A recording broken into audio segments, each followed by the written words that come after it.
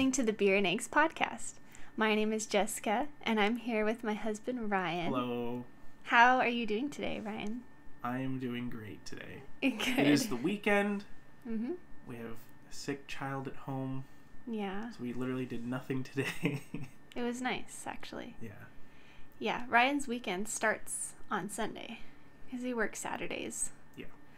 So, yeah. So Sunday comes around and everyone's weekend is ending and our weekend is beginning. Which is awesome. It is kind of nice. Because, yeah. It's nice because, like, on having Sunday, Monday off, you still get to, like, if you have to have, like, an appointment or something, you can get it done on Monday. That is really nice. So. Yeah. Now I don't have to, like, schedule it after work. Speaking of appointments, Kira has an appointment tomorrow. So boy. Thank you for reminding me. Do not forget about Yeah, that. I can't forget about that. But today we are covering a very deep topic, but hopefully it's not going to get too intense. I think we'll try to make it lighthearted. But let's see. Today we're talking about marriage. Marriage is what brings us together today. Today. Oh my gosh. The kids and I just watched The Princess Bride the other day, Mhm. and it was after we talked about how we were going to talk about marriage, and I was like, oh my gosh, perfect. Marriage. Yes. It's a terrible movie. Are you kidding me? It's a classic. I mean, I love that movie. it's funny. And the kids loved it too. I don't even remember how it ends. Does he even get the girl? Yes, of course he does. Okay, I thought he like died or something. No. They like stretched him. I mean, he does die. We had to skip that but part. then they 'cause the revive him. Oh yeah, kids were all traumatized. that was the only part that I was like, Ryan, can you fast forward this part? Because it just, like, they're torturing him and the kids were just sitting there like wide-eyed innocent. And I'm like, we should not be watching this. But the rest of it's pretty great. It's like marriage is torture too. Oh my god. No. Just kidding. That's so messed up. No, but yeah, I don't even know how I got the idea that we should talk about marriage this time. Yeah, I think know it where you just got it came either. into my head, and I was like, hey, we should talk about marriage. Yeah, And you're like, okay, yeah, we did 2 episodes. You're like, all right, now we can do something more difficult maybe, yeah. because we're basically pros at this Oh, now. I know. We're just podcast experts Third now. time's a charm. All right, so yeah, today we're going to talk about marriage. And before we get into it, I want to preface this by saying that our goal for this episode is not to sit here and act like experts on marriage, because we've only been married 6 years. It's not like we've been married 50 years and have all this wisdom. So we're not going to sit here and tell you what to do in your marriage and act like we know it all. Yeah, we're just gonna talk about our experience, right? Yes. I want to frame this as like a reflection on our marriage. Mhm. Like, because we've been married 6 years. Our anniversary just passed, what was it, last month? September? You don't even remember? It was last month. How I dare you. remember. How dare you? And yeah. 6 so beautiful years. I know, 6 beautiful, long years. But I figured we could just talk about, like, yeah, us, like, our marriage, what we did right in the beginning, what maybe we could have done better, and maybe, like, where we're at right now. Does that sound good? Okay, where do you want to start? At the beginning? Let's start at the very beginning. No. Yeah. Well, okay. Yeah, just you start us off. What do you think we got right in the beginning? I think we had some pretty good struggles in the beginning because we started dating our senior year in high school, like the latter half of the senior year. Oh, So yeah, I think guess we should include that. Yeah. Yeah, We so we started had- dating, 2 months before we graduated? Yeah, so we had 3 months together. Mm-hmm. 3 or 4 months. I don't remember which one. I thought it was 6 months. Because March, Oh, and then was you it 6 left in months? September. Okay. So, half a year, 6 months. That's not bad. That's better than I thought it was. But, So we had a fairly short amount of time together, and I left for basic training. And obviously, we were 18, so you weren't gonna like follow me or anything. Yeah, crazy that like we that. were too young. So we kind of had talked about it, and we're like, okay, we'll just try long distance, which had not worked out for you in the past. No. Well, it's difficult, especially when you're young. Yeah. I could see how it could be difficult if there were people who were constantly trying to put themselves like in my bubble to try to like hang out with me or something. But it was weird because I didn't have that issue. I just tell people I was in a relationship and they were fine with it. But I understand some people are really pushy when when they understand that you're in a long distance because they think they can get away with things. And especially in the military, I feel like. Yeah, the culture there is very not healthy.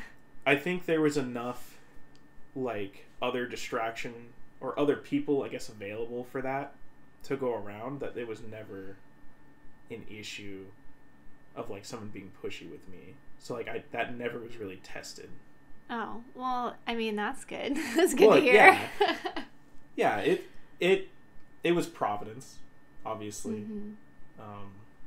So we did long distance for 2 whole years. 2 whole years. Isn't that crazy? So like our total time dating was 2 years and 6 months. Yes, we dated 2.5 years exactly before we got married. Which is way too long. Honestly, if I went back. Well, and we knew, like, Yeah. when you left, we were both, like, we weren't technically engaged, but we were, like, we're gonna get married, like, eventually, when the time is right.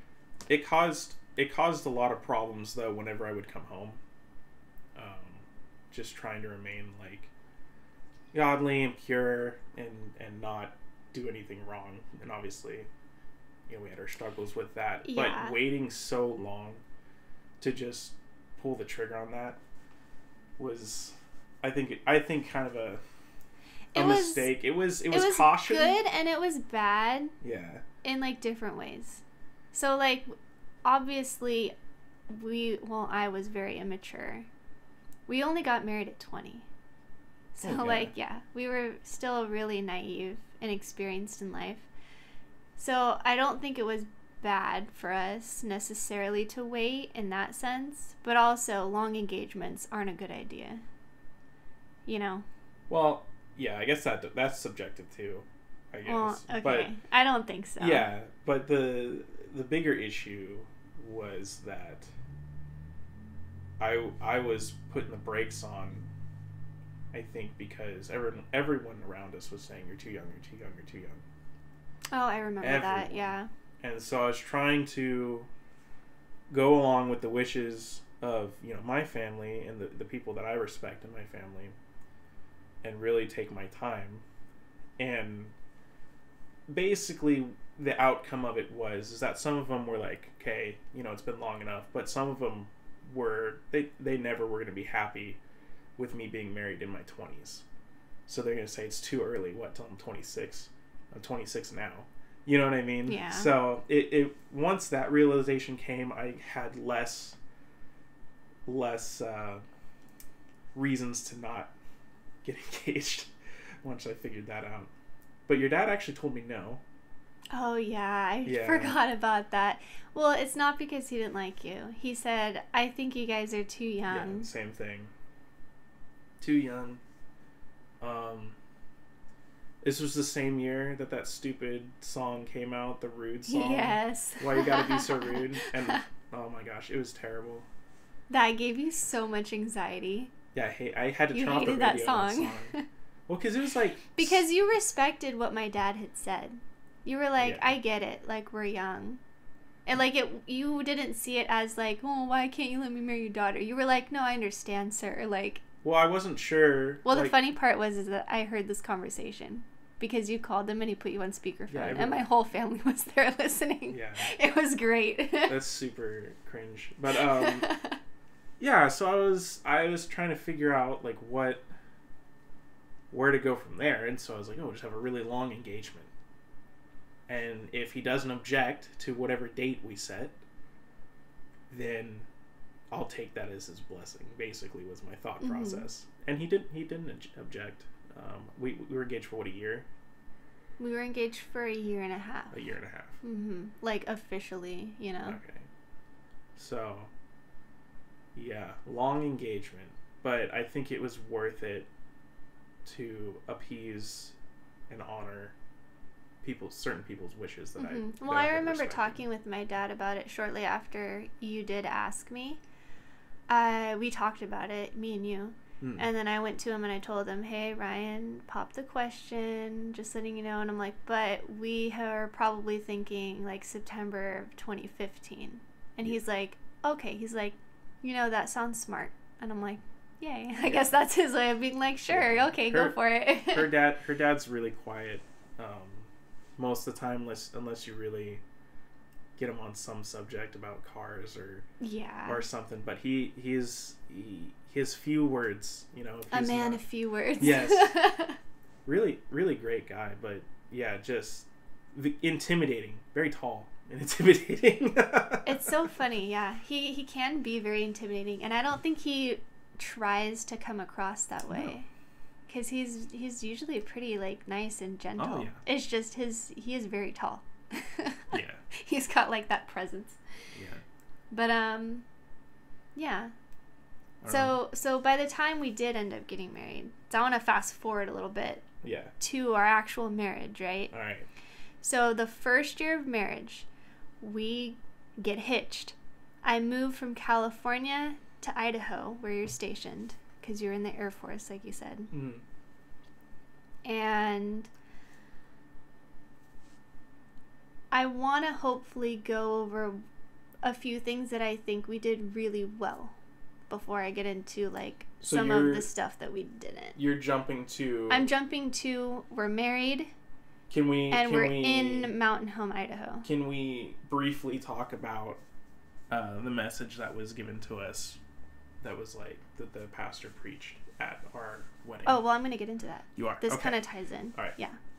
So, I think one of the things that we did well going into marriage was we did not expect the other person to complete us. Does that make sense? You speak for yourself, I guess. Oh, really? Okay, well, we're learning things today, I guess. No, but, like, when I married you, I did not go into marriage with the assumption that you are going to be everything that I need. And that, like, I didn't idolize you. You know what I mean? Like, I knew you were human, that you were imperfect, that you were going to make mistakes just like me. And I knew that I shouldn't depend on you for everything. Like, for all my needs. You know what I'm saying? Yeah. And that kind of ties into what the pastor who married us said during our wedding ceremony. Do you remember exactly what his words were? I can't quite essentially remember. He was like, you are not going to be enough for your spouse. Yeah. The only one that's going to be able to fill that gap is Christ. And choosing to love each other is also choosing to love Christ and to ask him to help you love your spouse. Yeah, that was really good. And I remember quite a few family members asking me, oh, you don't really believe that, do you? And I think I said yes at the time that I talked to them, but I don't think I actually believed it. Really? Yeah. I think it was one of those things that I didn't really think about too hard. And I was like, oh yeah, I agree. It was a good message, you know, whatever. We're just trying to get through this day. It was a very stressful day, but that's a different story. Yeah, I mean, weddings are always kind of crazy, you know, family drama and stuff. I remember, like, affirming it and them kind of scoffing at me, but then also I'm not entirely convinced that I actually believed it. Obviously, until our first year of I was gonna marriage. say you were gonna find out pretty soon. yeah. So Yeah, people did not like it when he said that. And it was funny because I really liked that. I was like, yes, I definitely agree with that. Like, I know. I don't know. It was a great ceremony. It was good. It was what we needed to hear. It was well thought out. It was definitely geared towards, because we did premarital counseling with him as well, geared towards helping us have like a goal. Mm-hmm. And also, I think, helping our parents and anyone who really cared about us spiritually to understand what he thought we needed. You know what I mean? That was really wise of him. And if they heard that and internalized it, they could then help us build that foundation and point us in the right direction. Unfortunately, I'm not sure how many family members really accepted the message, but it was good for everyone to hear. Yeah, I think it was... It was really nice that he did kind of tailor it to us, you know? Yeah, no, it was really great. Like, he knew you pretty well. Yeah, he had known me since I was very he didn't know me very well. Mm-hmm. I had really just met him. Mm-hmm. And so getting to know him, he took the time that he needed to think about us as a couple, and I appreciate that for sure. So the thing that you said you did well was not, like, idolizing me. Yeah, I didn't expect you to be, like, my end all, you know? Yeah. I definitely had expectations that weren't met. And in that, instead of, especially in that first year. Yeah, that first year, relying on, you know, like the pastor said, relying on asking God to fill that for me, or to show me what to do, or to pray for my spouse. I decided the best thing to do is, like, correct you on everything. Well, and you might sit here and say, well, I needed someone. I was just gonna say, you knew I was gonna say that. Like, I did kind of need a lot of that guidance in the first year of marriage. But it was hurtful a lot of the time. Oh, you know, I do kind of remember you being a little bit mean. Every now and then. It was not done in a loving way. I've forgotten about that. Yeah, it was not done in a loving way. It was done in a, well, you should do this because you're my wife. Not because, you know, you didn't know how, you needed help, whatever the case may be. But that was something that was not good. I didn't do well in the first year. I think you did well in things, telling me what you needed. And I don't know how receptive I was. I don't know. To be honest, I don't really remember a whole lot from that first year, maybe year and a half. You had a rough time. Yeah. In moving away, there were some other issues, family issues. Yeah, it was rough, but I think, I think knowing that you, like, you know how that saying goes, oh, you complete me? Yeah. Like, we shouldn't be saying that. Like, maybe it's supposed to be like a romantic thing, like, you know, I love you, I want to live with you and make a life with you, but you complete me.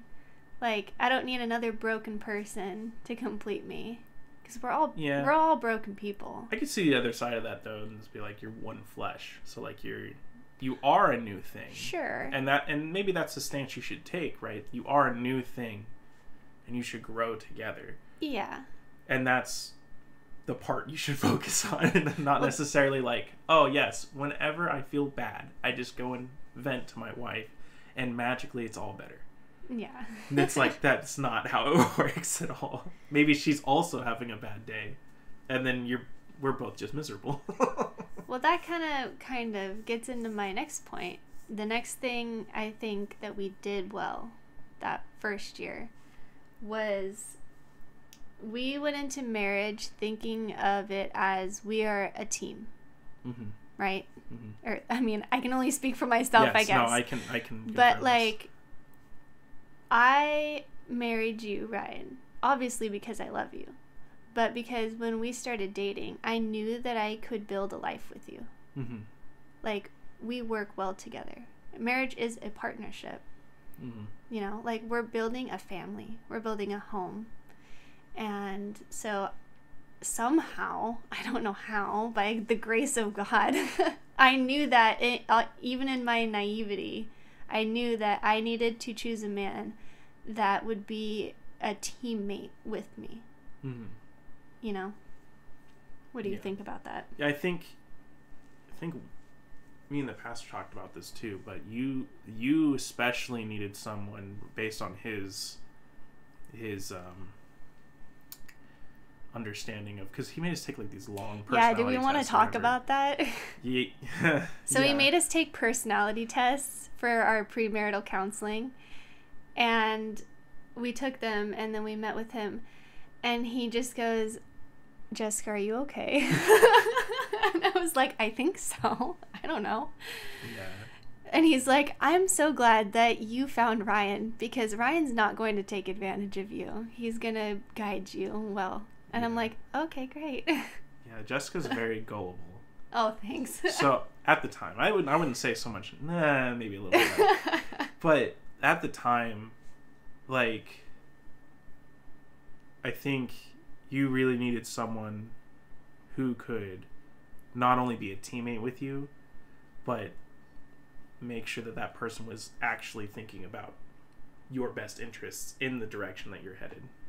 Yeah. Like, yeah, so you're pretty gullible from what I understand. I don't know if the personality test said that. I can't even remember. I just remember him being like, are you okay?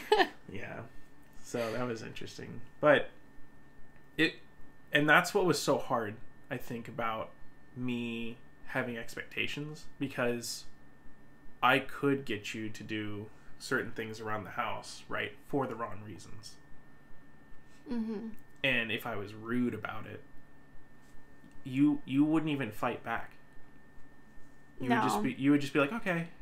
And then I'd have to sit there and realize that I was wrong and how I approached that situation, and then apologize to you, and you'd be like, why are you apologizing? I'm just like, are you saying I was a pushover, Ryan? Not now. The first year you that's were. Good. Yeah. I can see that. Yeah. I'm just kidding. No, you're not.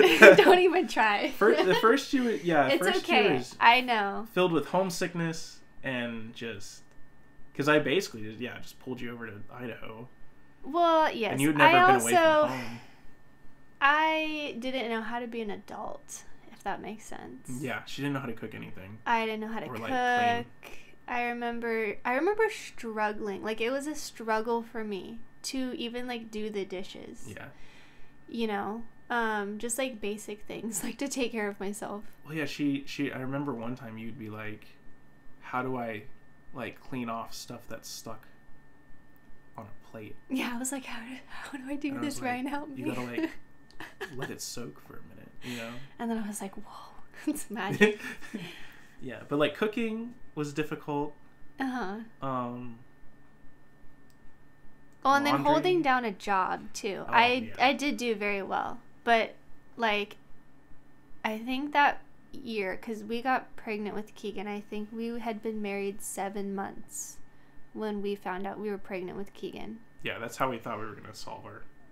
Speak our for problems. yourself. I just wanted a baby. Yeah. We got married. That mom instinct in me, I was like, I want a baby. It's so hilarious because everyone's like, no, don't do it. It's not going to solve anything. It's not going to solve anything. And then it's literally the greatest thing that probably happened. Well, God definitely used it. And used it to really push you, you know. To be responsible. To be responsible for all the things that you felt like you weren't being responsible in. Mm-hmm. But yeah, that first year, so I was working at a daycare and I was pregnant, and you know, just long days being around lots of kids. It was really exhausting. I think that's the most tired I've ever been in my life. Mm-hmm. And I say that even like thinking about now. You know, we've got 3 kids, 4, 2, and 6 months. Mm-hmm. And I was way more exhausted than I am now, just because it was new. Like I barely held it together, you know. But God was there.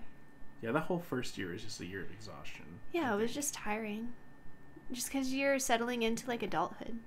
Yeah, we were talking about this the other day, remember? When like you get a job after high school and then you realize you don't get a summer vacation. Oh, dude, that's the worst feeling You're like, ever. no. You just feel this great sense of depression. You're like, wait. This is reality. It's June, and I still have to go to work. Yeah, there's no big break. You mean I get 2 weeks for the whole year? Mm-hmm. Oh. Yeah, that's It's funny. terrible. The other thing, too, that I was thinking about is just, like, having a child during that time was really... It was interesting because it opened my eyes to... Because I felt like a lot of the time I was just being very, like, you know, you need to do this, you need to do this. Blah, blah, blah, blah, blah, Mm-hmm. X, Y, Z. Maybe not in the nicest way. But now, having a child makes me realize, at the time, there's a lot of things I wasn't doing to be very helpful either within our home. So it was interesting how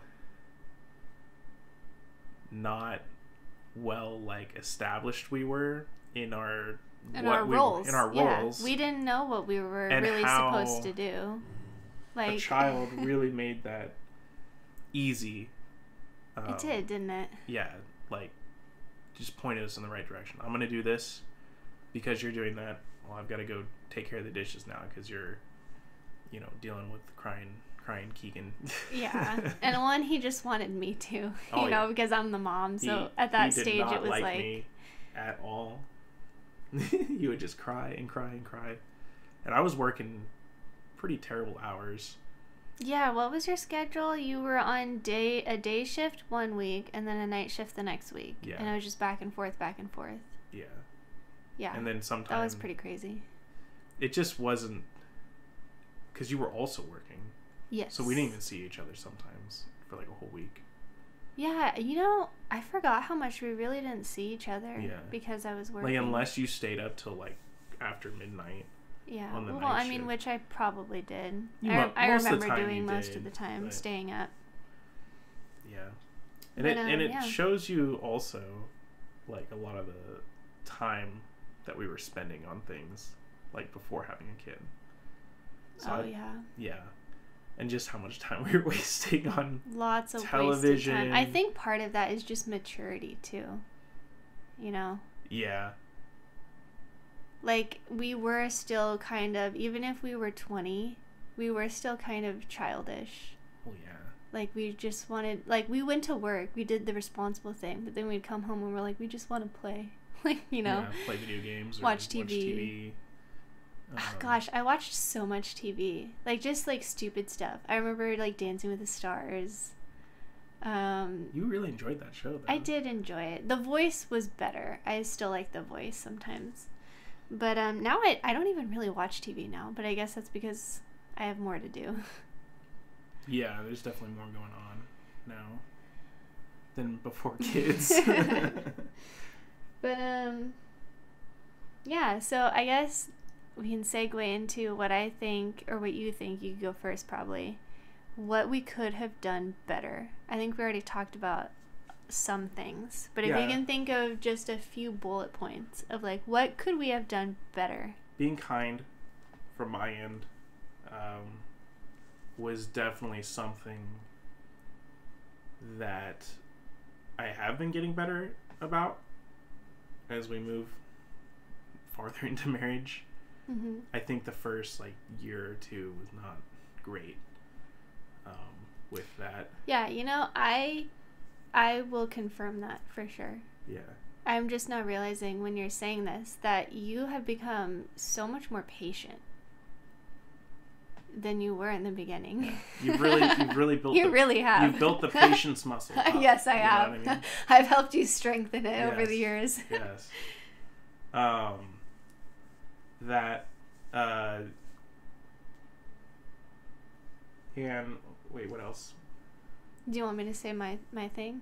That we've done bad. Could have done That better. we could have done better. Okay, hold on. I lost my train of thought. There's also I don't know how dark or deep we want to get into this. just go for it. All right, just we're just going for it. Be honest. So I think a lot of people might have this same kind of thinking about how their life's going to be so perfect, and that after they get married, and that their sin struggle, especially for men, when it comes to like pornography and lustful thoughts and stuff like that, they think that that's just going to go away. Oh yeah, that marriage will fix it. That will fix it, because I'll have a wife who's going to fulfill all that. Right. They're going to meet me, my every need. That's all that marriage is, okay. You know? Oh, the naivety. Yeah. And your wife cannot satisfy all those things. You have an unlimited ability to lust after anything. Well, not just sex. And some of those desires are ungodly too. So it's like your wife shouldn't fulfill those ones. And so what ends up happening is you try to push that on your wife. She says no, obviously. And then you just turn to those other things and nothing's really solved. The things that you're already into, you're still into. And so it's not up to your wife to fix those things. And I think it took me a while to figure that out, especially early in my marriage. I can't speak for everyone, but I think probably every marriage has gone through that learning curve in the beginning. Like, you have to. It's just part of marriage. Yeah. You know? Yeah, it was rough for me. And it was an unrealistic expectation of you that I think you felt stress about at certain times, too. Yeah, well, if we're being honest, I can say one thing. I was not prepared for how do I say it? Like, when you're, like, just a single young person and it's, like, your space is your own. When we got married, like, I felt like every time I turned around, you were, like, there. You know what I mean? Like, I felt very claustrophobic. Not that you were, like, being, like, possessive or anything, but I just was not used to, like, living with someone. Well, you hadn't lived with someone. Well, I never lived on my own anyway, but it's different living with your family versus living with your husband. And I think that's kind of common for women, is they feel a little bit smothered in the beginning. I don't know. I can't speak for all women. Yeah. But I think I definitely did. And I was like, oh my gosh, like, I just need space. Yeah. Like, just, yeah. Well, even now, like, maybe that's just me. That might just be, even now, she'll be drawing and she'll have this really serious look on her face. And, like, I'll be like, is everything okay? And she's like, yeah, be quiet, I'm drawing. I can't talk and draw at the same time. Oh, okay, sorry. Because, she's thinking, but she's learned that I ask her that just because. Well, because you're legitimately concerned. You're like, are you okay? And I'm like, yes, I'm just focusing. But, okay. You ready for my thing that I think we could have done better? I'm ready. Both of us, we neglected to really pursue God in the beginning of our marriage, both individually and as a couple. Oh yeah, it was non-existent. Yeah, well, it pretty much was non-existent. And you know what? Even if you are happy, quote, in a marriage, if you are not pursuing God, there's going to be cracks in that relationship. You know what I'm saying? Well, there's going to be cracks. I mean, there will be cracks, but it'll be more of a struggle. You know what I'm saying? So there'll be cracks regardless. Because where do you find the strength to continue on if things aren't going well? So there's always going to be cracks, but that breaking point, like, what's your foundation? If your foundation is your spouse, it's probably you're not going to be satisfied with that. And not seeking God during those days, it was basically me and her just seeking each other Mm-hmm. And it really wasn't, not that our marriage was, I don't think, in danger. No, but it was like, I don't think our marriage was ever bad, and I don't know how to explain it. It was very almost like we knew something was missing. Yes. Yeah, and you started searching. Yeah, well, in the beginning, I was definitely like spiritually drowning. Mm-hmm. It wasn't good. Yeah, we didn't have a church. We didn't have any, because we'd moved away, so we didn't have any family either. We had some good friends. But they also weren't believers, and that's not to say they didn't support us. They were there for us. They were definitely there for us, yeah. But I don't know, just the spiritual, what's the word I'm looking for?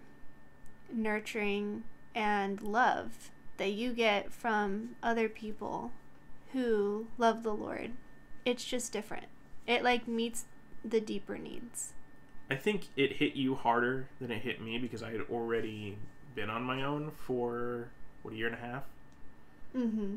And I was already used to not doing any of these things, right? I'd found plenty of other things that were not God to try to fill my life with.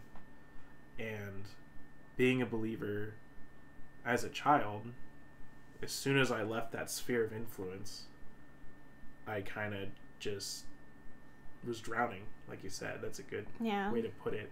What was it that I said the other day? I think I gave the analogy, treading open water. Mm-hmm. Like, you don't have a footing. That's what it felt like. And it was kind of weird because my identity was tied into the people I worked with. And they were all very hostile to Christianity. So I just was like, well, I guess it's not in the cards. Mm-hmm. Whatever me back then thought was okay to justify to myself to not be true to my upbringing, and and say that my foundation is Christ. Well, yeah, and that's the thing is we both would have affirmed that verbally, but then when we weren't living it, when push came to shove, like our hope was not in Jesus, in the risen Christ. It was in, I'm going to go get this thing, or I'm going to do this thing.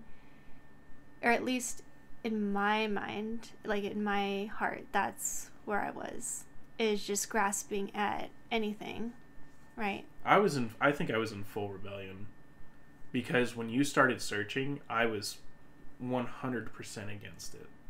Like, not even just because of the content, and you can share what you kind of dabbled in, I guess, but not even like the content of what you were consuming online, but just the whole idea as a whole.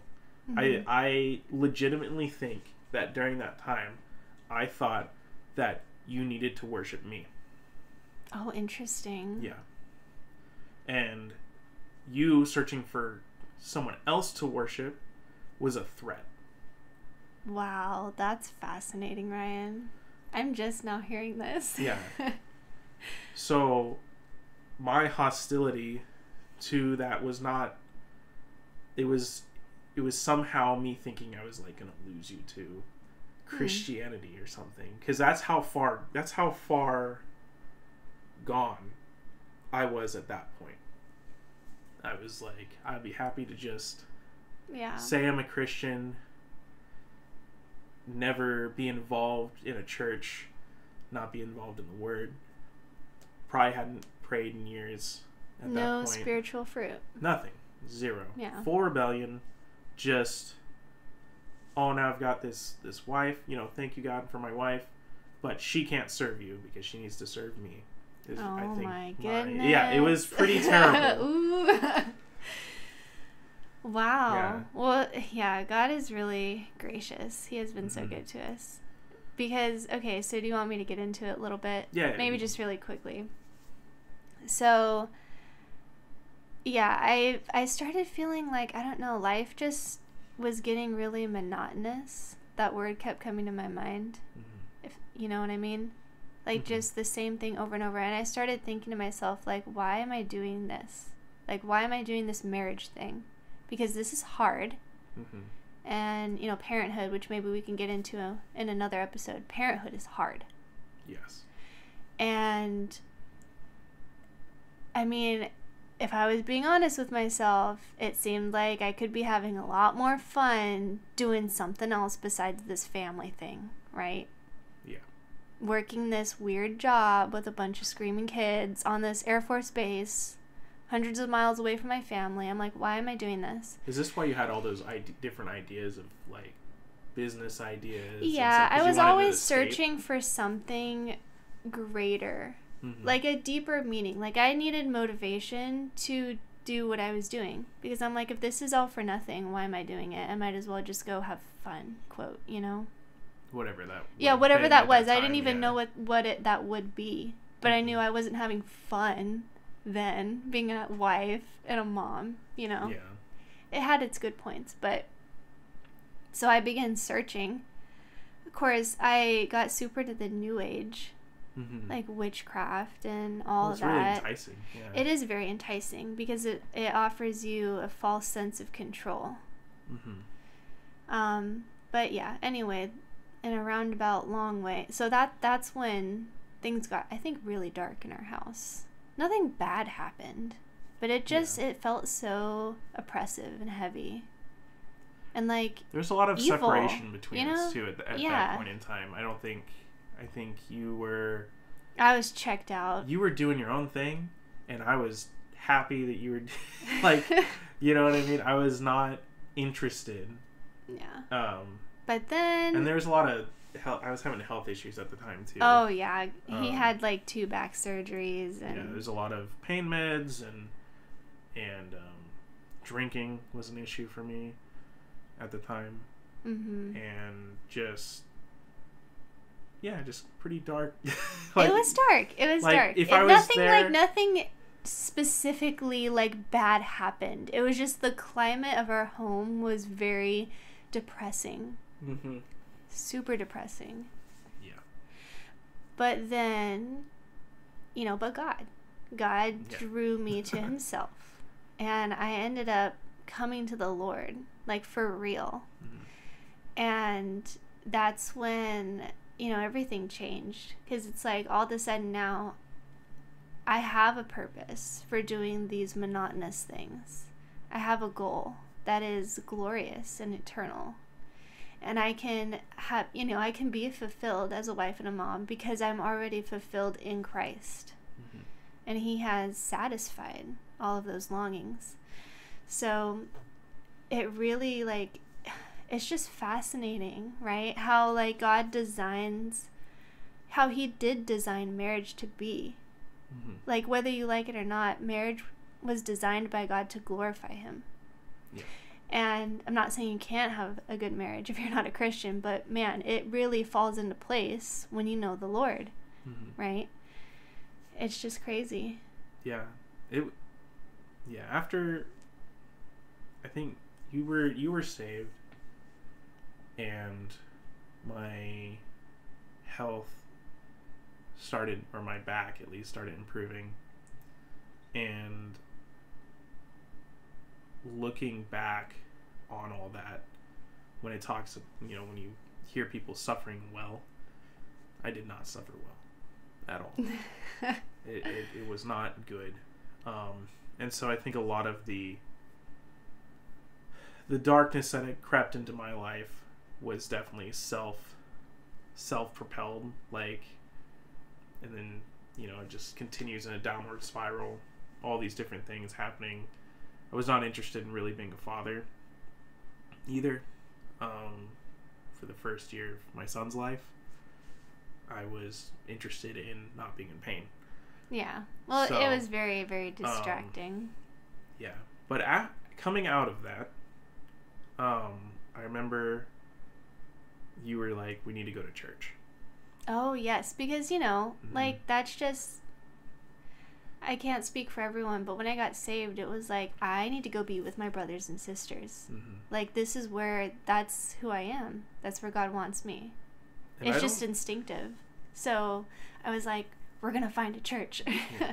I don't think I was super against the idea, because I think I had brought it up a couple times, that we need to find a church, because, not being around anyone that believes the same way that you do having zero friends that believe the same way that you do, having no accountability, having just nothing. Or no encouragement. Nothing. Yeah. Yeah. You don't even get to see God working in your friends' lives because, like, they don't acknowledge him. Yeah. So, yeah, that's tough. I don't think it was necessarily against the idea, but I had some really, really weird, like, anxiety attacks. Yes. From going. Yeah. Like, I remember just sitting in the car a couple times because I couldn't get out of the car. Yeah, we would go to church, and he'd agree to drive there, and I'd be, like, getting Keegan out of the car, and he'd be like, I'm not going inside. And I'm like, Ryan, just get out of the car. And he's like, no, I'm not doing it. Can't do it. And I'm like, well, what is it? Like, are you scared of people? Like, they don't care that much. I mean, like, they care about you, but, like, they're not, like, focused on you. They're not like, You're just look at there. these weird people yeah, walking like, in, you know? Don't be so self-conscious. And he's just, like, refusing. I literally pulled you out of the car one time. Yeah. And you looked like a cat, like, being forced into a tub of water. You were like, no. It was kind of scary. I remember that. And I remember being like, okay, is this spiritual? Is this physical? Is this mental? Definitely spiritual. It was definitely spiritual. Like, I know that now. Yeah. It was weird. It was strange. strange. It was terrifying. Yeah. It forced me to pray a lot. For you. Yeah. So we started going to church. So then, yeah. Kicking and screaming for one of us. And I think part of it was definitely still rebellion, but definitely the anxiety attacks, just to get out of the car and go in, was not from me. Mm-hmm. The spiritual battle is real. Yeah. And understanding that also scared me because I realized this is how far you want to call it backsliding, whatever. Drifted, yeah. This is how far I've drifted because I'm trying to follow my own path. I have said, no. I'm going to do my own thing. I'm going to subject my wife to my standard of what she should be. I'm going to try to have her worship me and all this stuff. And it just, the realization of all that really...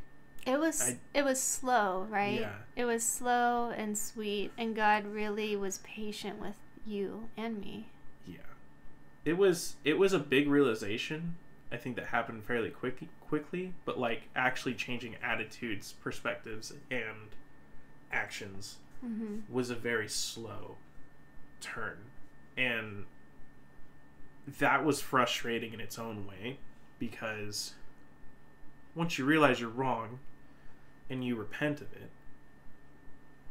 but you've been doing this for so long at this point, it's like, what's the likelihood you're just going to fall back into it? And it's not about how often you fall back into it.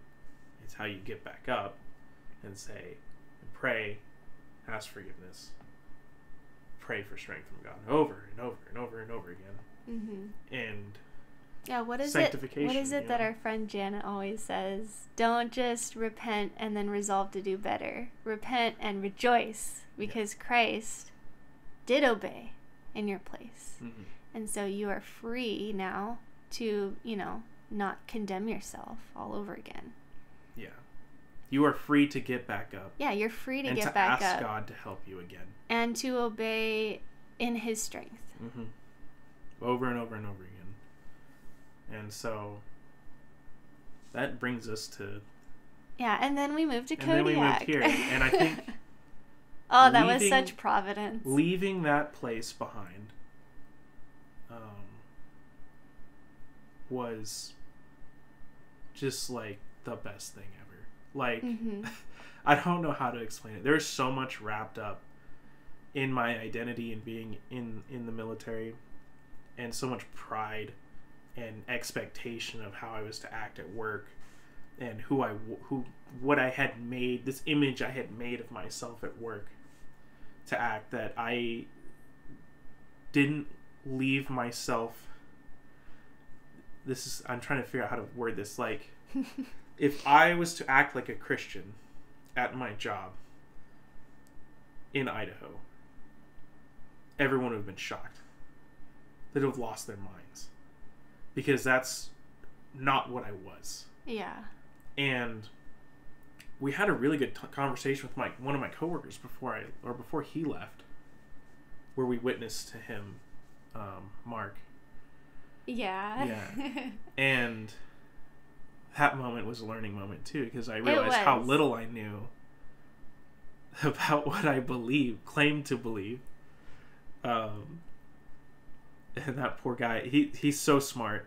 Were like, well, I mean, I was right in the middle of really like starting to be humbled too. And so we were kind of just really passionate about all of these wonderful things we were learning, but we lacked like the nuance and the humility to communicate that well to others. So we might have come across a little strong. He still talks to me about that conversation to this day. He still asks me questions because he's I would say probably agnostic, sliding towards atheist. But he'll still ask me questions, and I'll have little conversations with him here and there. But he has not forgotten that night that we witnessed to him. And that's why he's still thinking about it to this day. It was fun. It was fun talking with, I always like talking about that. But he was shocked. He was absolutely shocked that I was a Christian. And that's so sad to think about. Oh, yeah. Like, and so leaving that behind, God saying, because I had a job opportunity on the base, actually, and I took it, but the time frame to get me started there was going to take, I think, 6 to 9 months, and I didn't have any money. So I was like, and we got another job offer up here in Kodiak. And they, they were like, oh, you can start next week or whatever. And I was like, okay. Sounds good. We took that. And that was just the best thing ever. Because it was good to leave all that behind, I just felt free.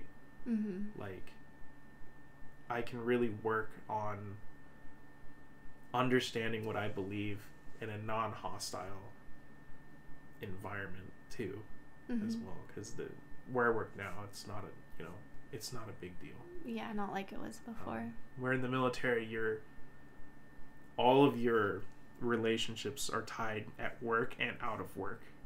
Like, I don't know how to your explain coworkers, you're end like up in being a frat. friends with them. Yeah. And so it's hard to. When you do that because you don't have family. Yeah. So it was interesting. I don't know. It was all God, all providence. Yeah. I remember. Can I just say something? Yeah. I remember when we got here, you described the feeling of being like free. I was just like, learning all this stuff about God and really having like my affections stirred for him. And I remember coming to Kodiak and how like beautiful it was because it was summertime here, obviously. I mean, it's beautiful in the winter too. But it was that summer where they had all that sunshine and like almost no rain. And heat wave. Yeah, we were going on hikes, and I remember just being so amazed at the God who created, the world. It was a really special time. Very, very special. And we're like, we're going to try this church here in Kodiak. Yeah, and then we found our wonderful home church. Church home We love them. And I don't think I had ever been to a church that is genuine like that. I mean, they're hard to find, sadly. Yeah. But, yeah. It felt weird being there. Like, I was like, this is not how church is supposed to be. And it was like... It's different than what we'd experienced before. And it's like, no, this is your family now. So that was really cool because we moved from one place with no family, or rather, I had my military family, and we moved here, and now I have family at a church, not necessarily tied into my work, where they might have certain expectations of me that are not what I need to be doing, Yeah. And so moving here was amazing. So yeah. Well, I think I could say bottom line, like, you're going to grow together in marriage. Mm-hmm. And I'm sure we'll still be saying that 50 years from now. Like, Hopefully. look how much we've grown together. It's wonderful, you know. Mm-hmm. It's a blessing for sure. Yeah. I do want to add one thing. I know we said that we weren't going to, like, specifically be giving advice or, like, telling people what to do. But I do want to give people one piece of advice. Are you ready for it? Ready. You should have one huge expectation when you get married and when you're in marriage. Mm-hmm. And even after you've been married for 50 years, you can still have this expectation. Expect to be sanctified. Right?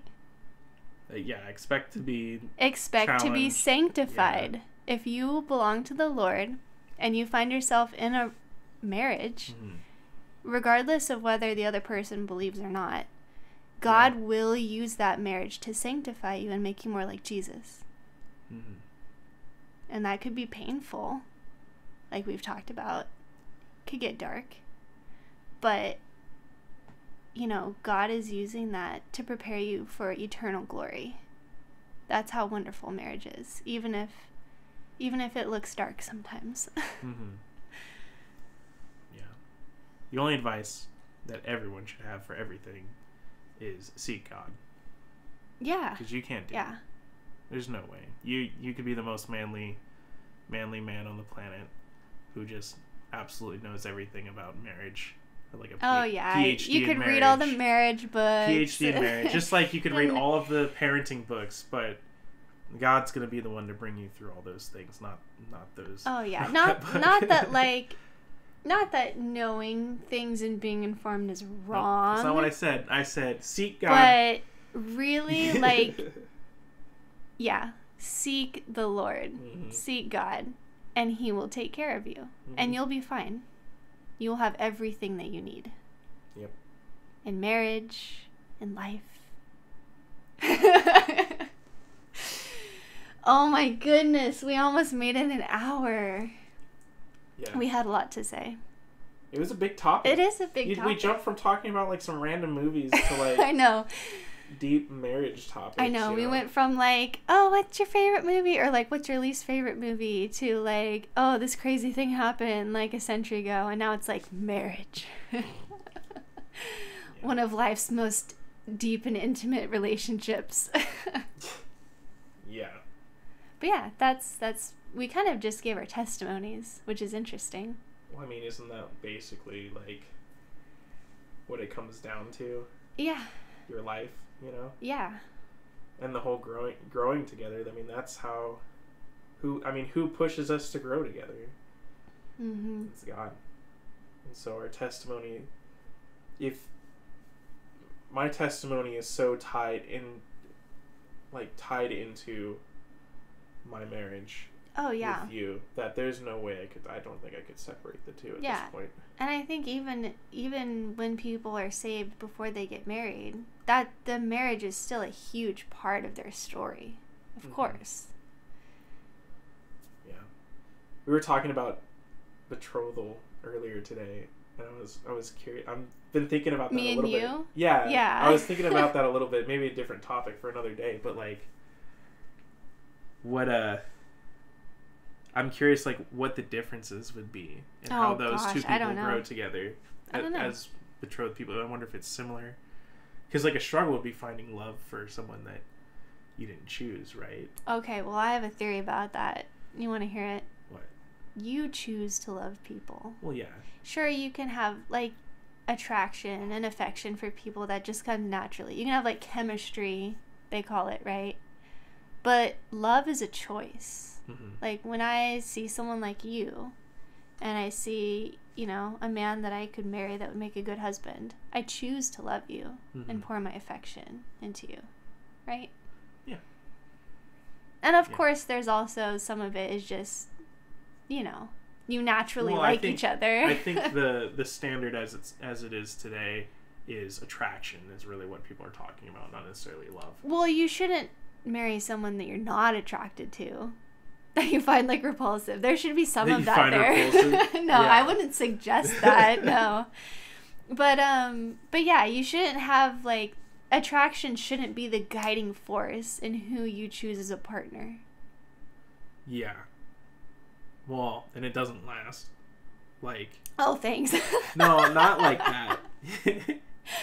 Oh my goodness. But like, you both are gonna get old, so yeah, eventually. you know, and you hopefully that attraction is born out of love and not, I need to go find a younger wife, or I need to find a younger husband now, or whatever. Oh, that makes me think of something I wrote down in my notes that I don't think I said.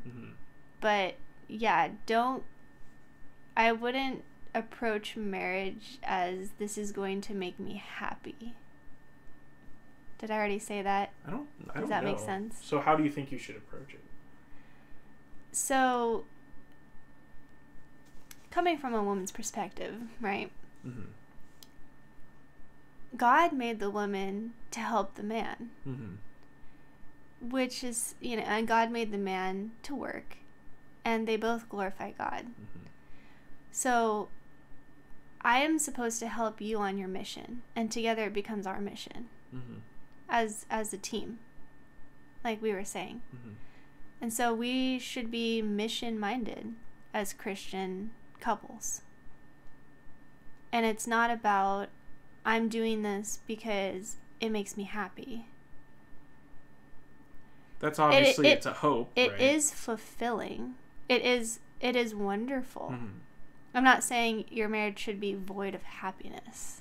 But, like, what is the motivator? What is the foundational motivation? Yeah, if your goal for marriage. If your goal is happiness, you can't put that as an idol above. Well, because your feelings change God. too. What makes someone happy one day might not make them happy the next day. And marriage is designed to be lifelong, ideally, right?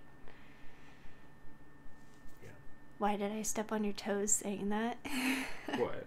No? Like you shouldn't get married just to be happy. No. That makes it sound like marriage is a downer. Marriage, it doesn't have to be a downer. That's what I'm saying. No, it doesn't have to be a downer, but like... It should be one of the reasons. I don't think it should be the reason. Okay, Because sure. you want to be happy with your spouse. That's a good goal to have. Oh, well, yeah, you want to be together. Yeah, okay. And that makes you happy. No, but I'm saying, sure like, here. like, say, like, you're around someone and they just, like, make you feel so great, right? Like, you're not going to marry them because, like, oh, I just want to be around them all the time because they just make me so happy. Right? Well, there are other reasons. There should Hopefully, be. There should be. There should be. Yeah. Okay, so you're saying you shouldn't get married just to be happy. Thank you. Okay. You had me on this roller coaster of what are you going to say next here? Plot twist.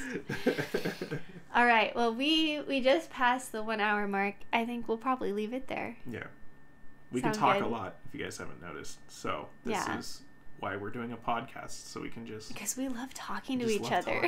And we really do. We'll stay up. Even after 6 years of marriage, we'll stay up late sometimes just giggling in our room, talking about stuff. And have all you poor people listen to And now you guys just get to listen to some of it. But yeah, next time we'll do a different topic. We'll see. Maybe something more light. Yeah. I like these deep topics. Alternate between deep and light. But we'll try to alternate back and forth. To give me a break. To give you a break. Yeah. My tiny brain. Oh. All right. Well, thank you guys for listening. And we hope that it blessed you. Bye. Yeah, we'll see you next time. Bye.